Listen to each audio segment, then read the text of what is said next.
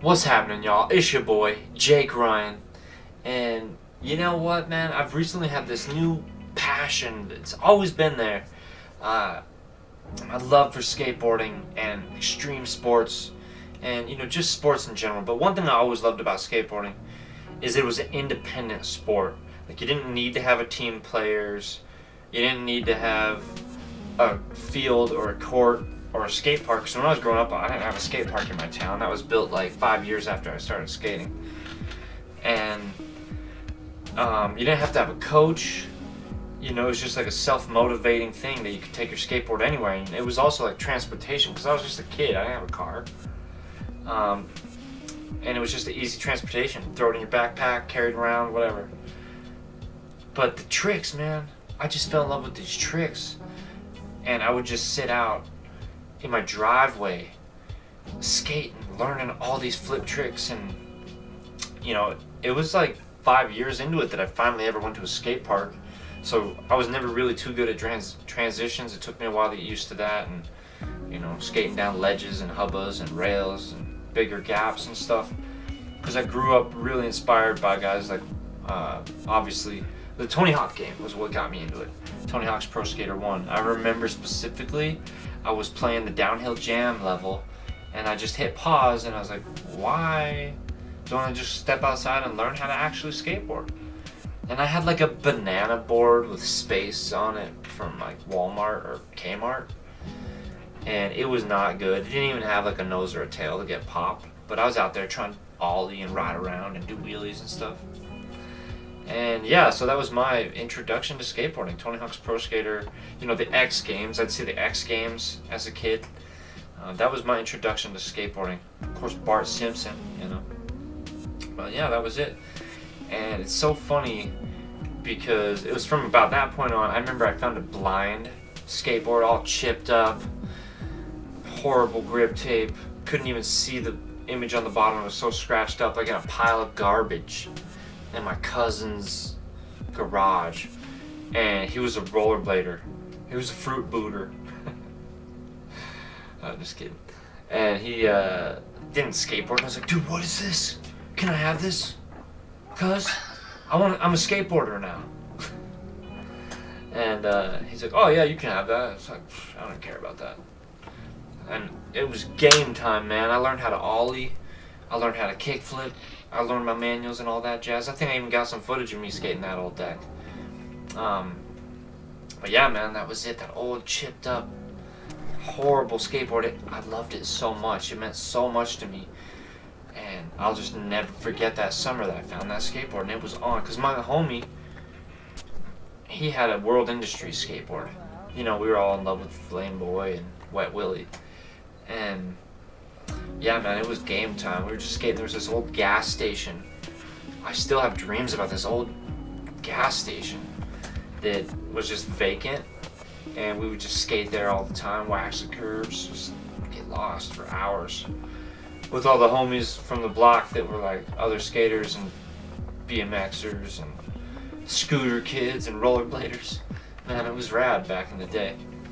But yeah, man, that was it. And that was just from then on, I still played basketball and baseball, but I wasn't as interested in those sports as I was skateboarding, because skateboarding was just so much more fun and limitless for me. But it's kind of like different crowds. There's like often different crowds of people in skateboarding. There's more like punks and rockers and a lot more people that were into like rap culture, hip hop culture. And in Great Falls, where I grew up, man, there was some pretty ghetto folks out there. So yeah, man, I was just another kid running around on the streets. I was a street skater, man. I grew up on the streets skating, running from the cops, running from security guards, getting kicked out of schools and churches and all these places. But it was just because I loved skating. And we didn't have anywhere to skateboard. And then they eventually built the skate park. I'd be out there shredding. But like I said, man, and they'd have some competitions. I'd enter the competitions. Tony Hawk and his crew showed up there one day. And then the cops showed up and like basically kicked everybody out. It's like, dude, what? Like, y'all need to wear helmets and they had a helmet law, which I understand, but dude, Tony Hawk, the pros, man. Don't you got some other like busts you can do in this town? Besides busting little kids skateboarding at the skate park that you built for them to skate at? Anyways. Yeah, man, so later I got more into, you know, music and partying and chicks and stuff like that. And yeah, the skateboarding, I wasn't skateboarding as much. I'd made a skate video and was selling that around town. I guess I would just, maybe after I like didn't get sponsored after so long, I kind of gave up or something. I shouldn't have given up, but I got more interested in music and was like, yo, I'm gonna pursue this music dream as well. And just like with music, I decided, hey, if I'm not gonna get a record deal with some record labels or whatever, I'll just go independent and like do this all myself nowadays with social media and doing everything yourself. And so then recently I was playing Tony Hawk's Pro Skater 1 and 2 Remastered with my son, Hendrix, he's 7. And we'd go skating a bit, and I just, that flame, it just brought me back, the nostalgia. We were in like quarantine, coronavirus, because we had the coronavirus in the house. My son got a coronavirus. Somehow it didn't spread to us, and it was really scary, but it turned out to be okay, so I feel very grateful and blessed that we're all okay. But yeah, man, we're just in the middle of this move, this transition, coronavirus, quarantine. I'm still doing music business, graphic designs, animations, cartoons, all this stuff. And then the idea for this skateboard company, again, just, I'm like, dude, I still love skateboarding. I always wanted to go pro. I always wanted to have my own skateboard one day. I always wanted to be promoting it to the kids and skating and making videos and just doing tricks. I'm like, why don't I still just do that? I don't need to be sponsored by some other company. I'll just start my own company, make our own videos and graphics and stickers and just promote it. Just like, because I love to skateboard. So I'm back at it, man. I'm stoked. I am super stoked. So yeah, I'm working with this company, BOARDPUSHER. I'm gonna just kind of testing out, see how it goes. I ordered some prototypes. They'll be coming in the mail soon. So I'm super fired up about that. I'll have some videos to let y'all know how they are. But these boards are made by other skateboarders, so I'm sure that they put some heart and soul into it.